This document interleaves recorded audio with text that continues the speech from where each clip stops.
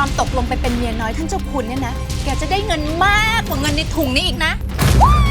เป็นลางไม่ดีแล้วนะเจ้าคะ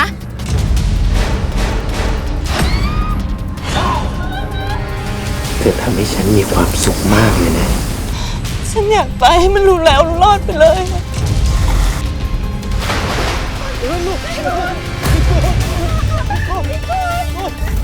เรือนสายสว่างคืนนี้ 4 ทุ่ม 15 นาที